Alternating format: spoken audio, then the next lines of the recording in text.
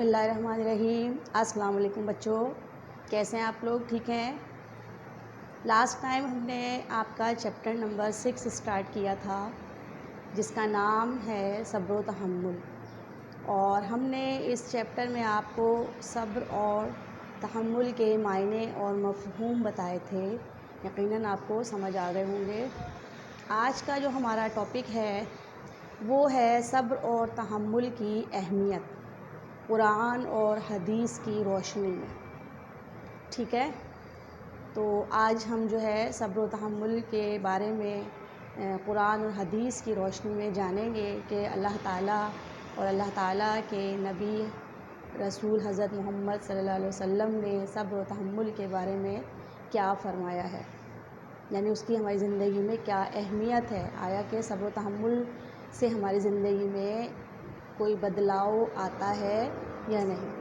یقیناً اس میں تو کوئی شک نہیں ہے کہ جب اللہ کے رسول کا حکم ہے تو صبر و تحمل جب ہماری جو ہے وہ زندگی میں شامل ہو جاتا ہے اور ہماری جو ہے وہ ہم اس کو اپنی زندگی میں شامل کر لیتے ہیں تو ہماری زندگی بہت زیادہ بدل جاتی ہے۔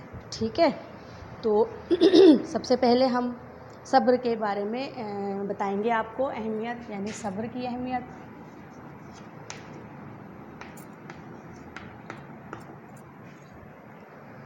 قرآن اور حدیث میں صبر و تحمل کی بہت زیادہ اہمیت بیان کی گئی ہے اور مومن پر زور دیا گیا ہے کہ وہ صبر و تحمل کی فضا کو معاشرے میں قائم کرے، یعنی کہ آپس کے معاملات میں صبر و تحمل کا مظاہرہ کیا جائے۔ یہ اللہ تعالیٰ کا حکم ہے اور بار بار جو ہے مومن کو اس بات کا حکم دیا گیا ہے، زور دیا گیا اس بات پر کہ مومن جو ہیں وہ اپنے اندر صبر و تحمل کی صفت پیدا کرے۔ ٹھیک ہے، اللہ تعالیٰ کا حکم ہے۔ میں آپ کا پیج نمبر 34 پڑھ رہی ہوں، سب بچے اپنی بک نکال لیں اور دیکھیے۔ نکال لی؟ جی، 34 سے آپ 35 پر آ جائیے۔ ارشاد ربانی ہے، یا ایھا الذین آمنوا استعینوا بالصبر والصلاۃ، اے ایمان والو صبر اور نماز کے ساتھ مدد طلب کرو۔ تو یہ پہلا حکم اللہ تعالیٰ کا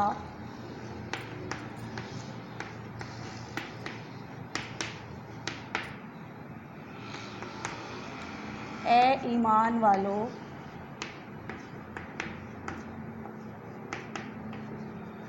صبر اور نماز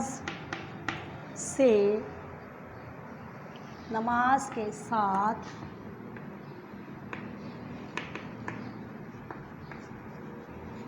مدد طلب کرو۔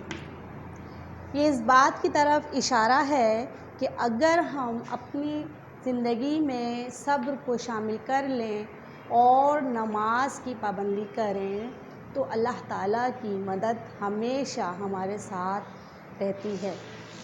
تو اللہ تعالیٰ کی مدد حاصل کرنے کے لیے اللہ کا حکم ہے کہ صبر اور نماز سے مدد لو۔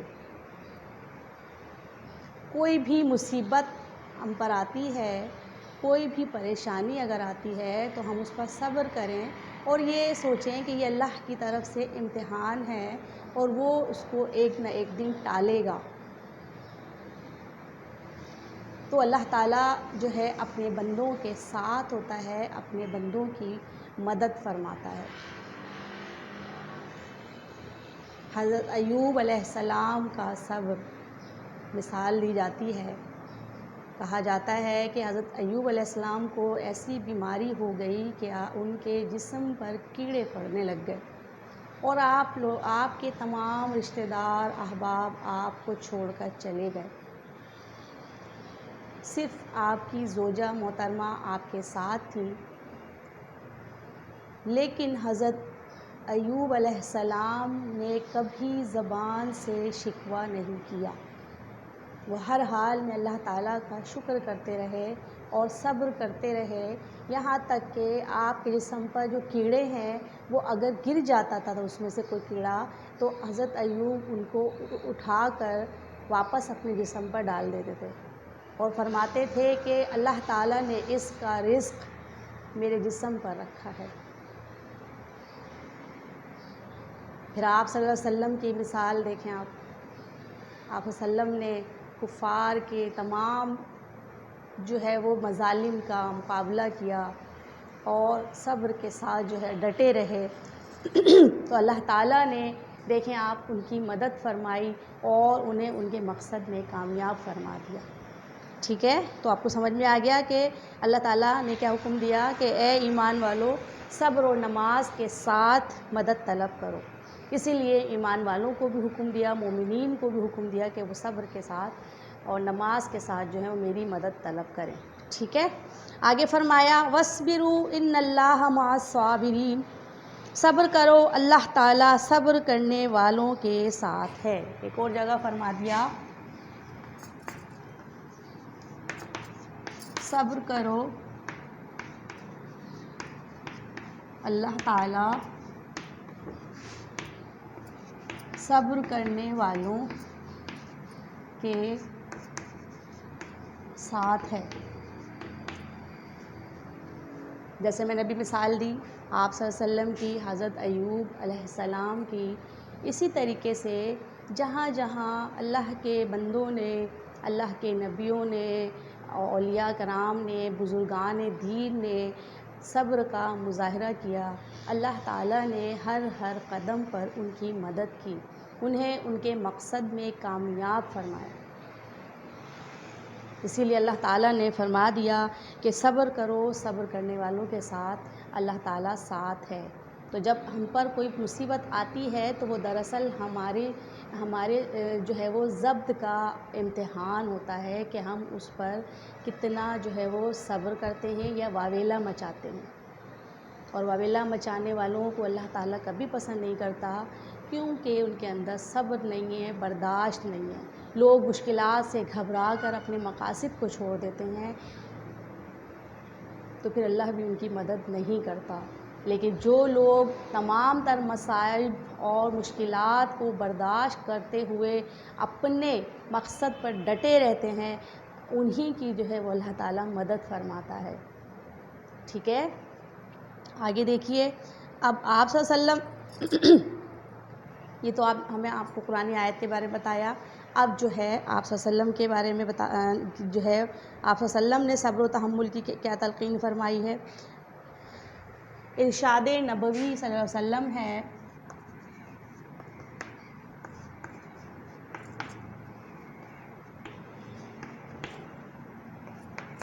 ارشاد نبوی صلی اللہ علیہ وسلم ہے، صبر آدھا ایمان ہے۔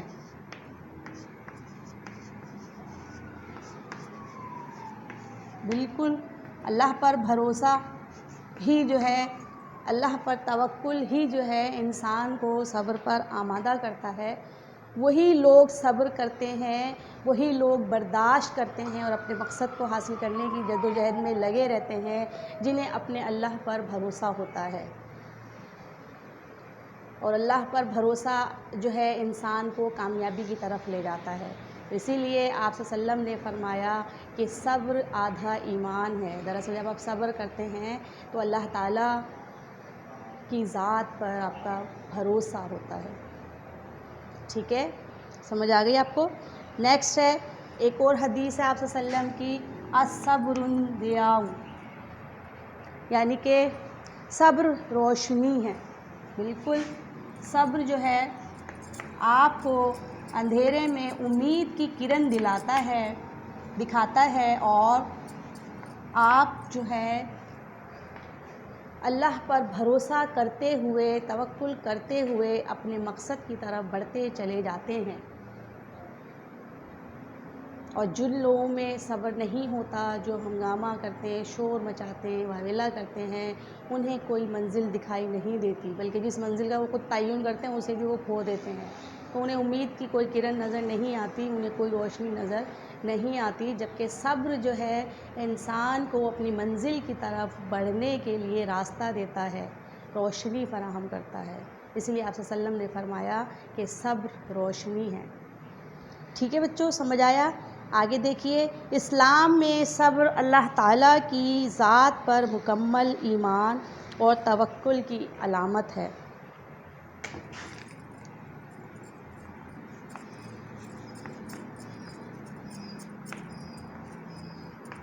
اسلام میں صبر اللہ تعالیٰ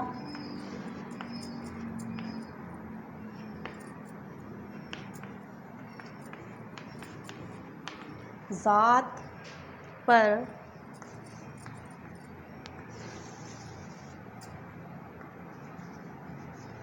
مکمل ایمان اور توکل کی علامت ہے۔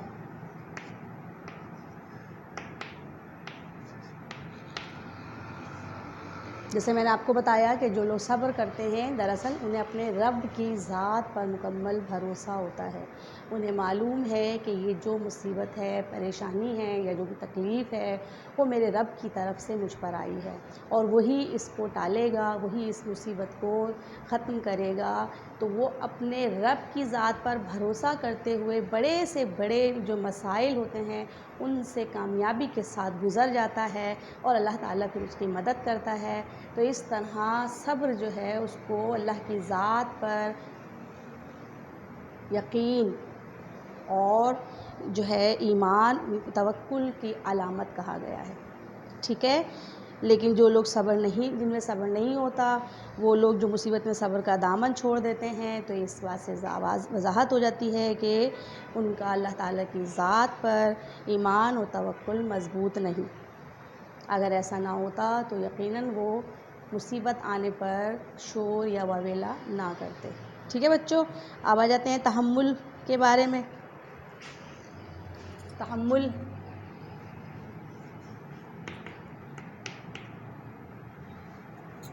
ٹھیک ہے،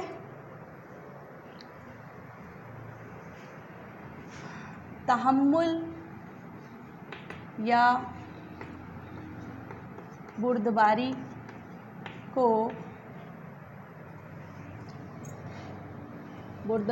بھی اخلاق حسنہ میں سے ہے،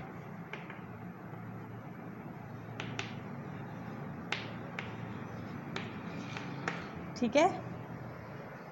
اور قرآن اور حدیث میں اسے انبیاء کی صفت بتایا گیا ہے۔ یقیناً ہم دیکھتے ہیں کہ حضرت آدم علیہ السلام سے لے کر ہمارے پیارے نبی حضرت محمد مصطفیٰ صلی اللہ علیہ وسلم تک جتنے انبیاء کرام آئے انہیں بہت سے مشکلات اور مسائل کا سامنا کرنا پڑا، لیکن ہر نبی نے اس پر صبر کیا، تحمل کیا، کبھی بھی جو ہے غصے میں آ کر یا جذبات میں آ کر کبھی بھی لوگوں سے بدلہ لینے کا نہیں سوچا، بلکہ ان کے دل میں یہی تھا، ایمان تھا، اللہ پر بھروسہ تھا، توکل تھا کہ یہ سب اللہ کی طرف سے ہے، اور ہم جس مقصد کے لیے محنت اور جدوجہد کر رہے ہیں انشاءاللہ تعالیٰ اسے اللہ تعالیٰ ضرور جو ہے وہ مکمل کرے گا اور مجھے اپنے مقصد میں کامیاب کرے گا۔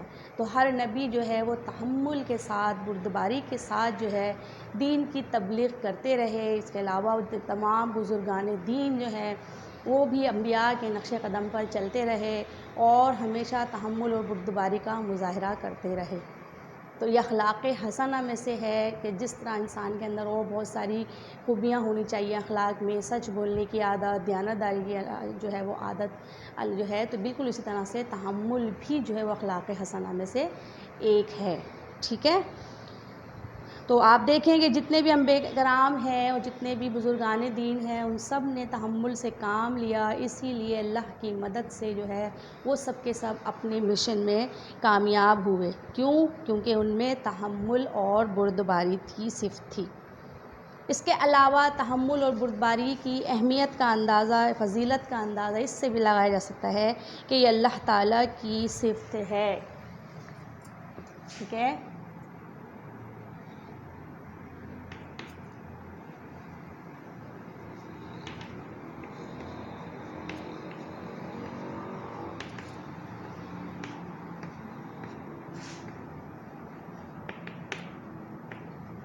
صفت ہے، اور حلیم اللہ کا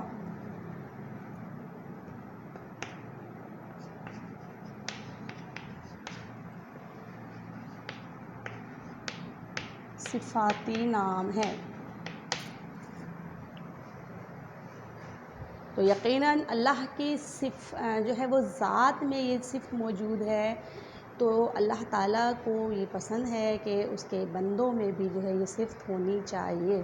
اللہ تعالیٰ اپنے انہی بندوں کو پسند کرتا ہے جن میں تحمل اور بردباری کی صفت موجود ہوتی ہے، اس لیے تمام انبیاء کرام، تمام بزرگان دین اور تمام اللہ والے جنہوں نے تحمل اور بردباری کا مظاہرہ کیا، اللہ تعالیٰ کے پسندیدہ بندے ہیں۔ ٹھیک ہے، سمجھ آ گئی آپ کو؟ اور سب سے زیادہ تحمل اور بردباری اسی کی ذات میں ہے، یقیناً اس سے کوئی انکار نہیں کر سکتا کہ اللہ تعالیٰ کی ذات میں تحمل ہے، بردباری ہے۔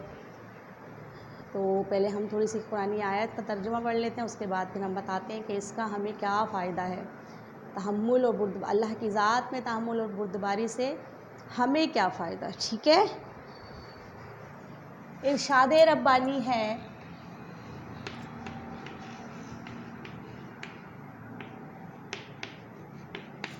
نمبر 1،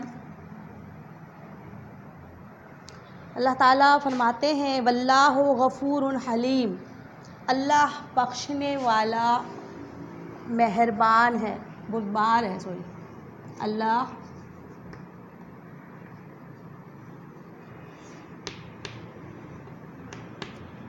بخشنے والا بردبار ہے۔ ٹھیک ہے، اسی طرح ایک اور جگہ اللہ تعالیٰ کا ارشاد ہے ان اللہ غفور حلیم، بے شک اللہ تعالیٰ بخشنے والا بردبار ہے۔ اس میں کوئی شک نہیں کہ اللہ جو ہے بخشنے والا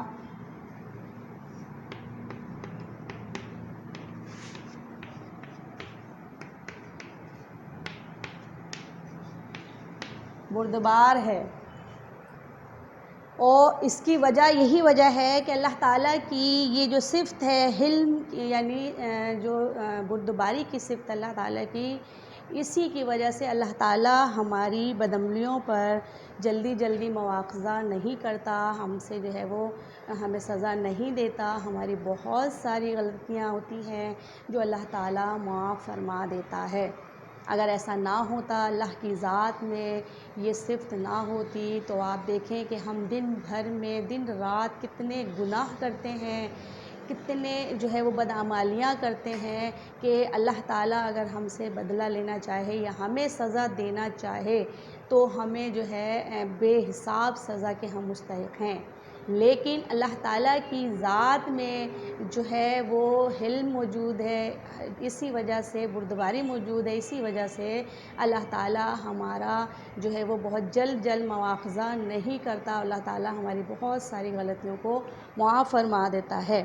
اگر ہر گناہ کا مواخذہ اللہ تعالیٰ کرے تو پھر ہم اس کے عذاب سے، کوئی شخص، کوئی انسان اس کے عذاب سے نہیں بچ سکتا۔ اللہ تعالیٰ کا ہمیں لاکھ لاکھ شکر ادا کرنا چاہیے کہ اللہ تعالیٰ کی ذات میں جو بردباری ہے اس کی وجہ سے ہم بہت سارے جو ہے وہ اپنے گناہ ہوتے ہیں، اللہ تعالیٰ ہمارے وہ معاف فرما دیتا ہے، لیکن اس کا مطلب یہ نہیں ہے کہ ہم ہر وقت گناہ کرتے رہیں، ہمیں ہر ممکن کوشش کرنی چاہیے کہ ہم جو ہے گناہوں سے بچیں اور اللہ تعالیٰ کو راضی کرنے والے کام کریں، اس کا جو حکم ہے وہی کریں تاکہ اللہ تعالیٰ ہم سے راضی ہو جائے۔ اللہ تعالیٰ اگر ہم سے راضی ہو گیا تو پھر دنیا اور آخرت کی کامیابی ہمارے مقدر میں ہے۔ ٹھیک ہے بچوں، تو یہ صبر اور تحمل کا آپ کو سمجھ آیا، قرآن کی روشنی میں اور حدیث کی روشنی میں نے آپ کو بتایا۔ اس کے آگے بھی جو ہے تھوڑا سا ہے، لیکن میں آپ کو اس کو پہلے سمجھا چکی ہوں. پہلے میں آپ کو صرف پڑھ کے بتا دوں گی، کیونکہ ہم نے لاسٹ ٹائم جب مفہوم بتایا تھا تو آپ کو ساری کی ساری مثالیں آپ کو سمجھا دی تھی. ٹھیک ہے، تو اس لیے میں صرف اس کو ریڈ کر رہی ہوں، آپ اس کو دھیان سے سنیے گا. انسان کو زندگی کے مختلف نشیب و فراز سے گزرنا پڑتا ہے. وقت ہمیشہ ایک جیسا نہیں رہتا. آج امیری ہے تو کل غربت، آج صحت ہے تو کل مرض، آج آسانی ہے تو کل تنگی. ان سب حالات میں انسان کا شیوہ یہ ہونا چاہیے کہ وہ صبر و تحمل کا مظاہرہ کرے. بالکل، مصائب، تکالیف، پریشانیوں اور ذہنی کوفتوں کو برداشت کرے. اکثر ایسا ہوتا ہے کہ نظریات اور آراء میں ہم تحمل و بردباری کا مظاہرہ نہیں کرتے. یعنی جب آپس میں دو یا دو سے زیادہ افراد آپس میں ملتے ہیں تو ان کے نظریات مختلف ہوتے ہیں، ان کی آراء یعنی مشورے مختلف ہوتے ہیں. تو ایسی صورت میں ہم ایک دوسرے کو برداشت نہیں کرتے، اس پر ہم تحمل کا مظاہرہ نہیں کرتے. ہمارا کام ہے کہ ہم ہر شخص کی جو ہے وہ آراء کا خیال کریں، اس کا احترام کریں، اور جو ہے جو بھی نظریات ہیں، ہر شخص کے الگ الگ نظریات ہوتے ہیں، تو اس میں اختلافات ہو سکتے ہیں، لیکن اس کو آپ ذاتی انا کا مسئلہ ہرگز نہ بنائیں. تو ہم وہاں بردباری کا مظاہرہ نہیں کرتے، جس کا لازمی نتیجہ یہ نکلتا ہے کہ ہمارے آپس کے تعلقات میں کشیدگی اور تلخی پیدا ہو جاتی ہے. اس کا واحد حل صبر و تحمل اور بردباری ہے. ٹھیک ہے، سمجھ میں آ گیا آپ لوگوں کو اچھی طرح سے؟ چلیے، تو اب آپ جو ہے اپنی کاپی نکال لیجئے اور آج کا کلاس ورک اور ہوم ورک.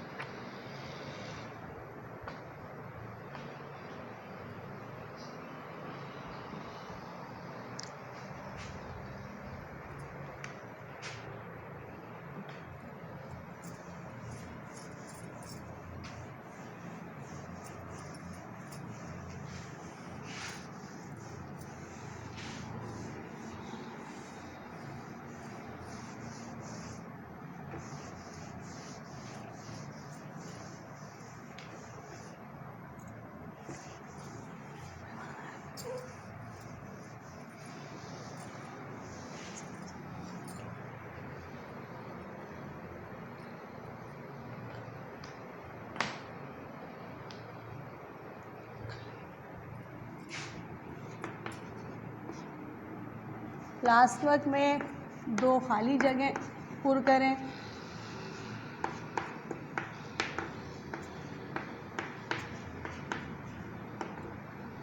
اور 2 MCQs بنائیں، ان کو فل کریں. ٹھیک ہے، بس آج کا یہ کام ہے. بلکہ اس میں سے 2 جملے درست کریں.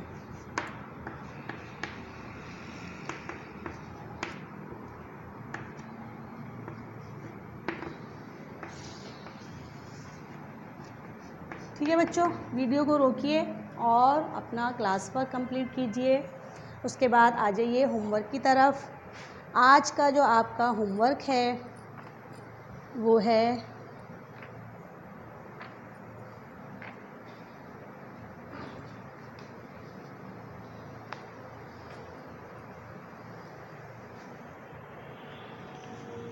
پہلا سوال ہے وَاصْبِرُوا إِنَّ اللَّهَ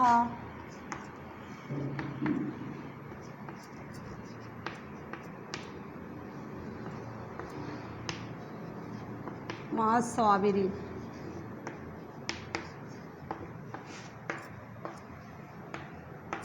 اس کا کیا کرنا ہے، آپ کو ترجمہ لکھنا ہے. ٹھیک ہے،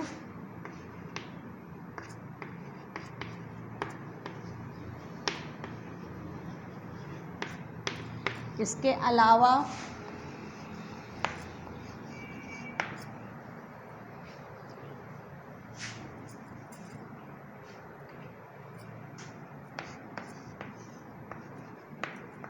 آپ صلی اللہ علیہ وسلم کی زندگی سے صبر کا کوئی ایک واقعہ لکھیں.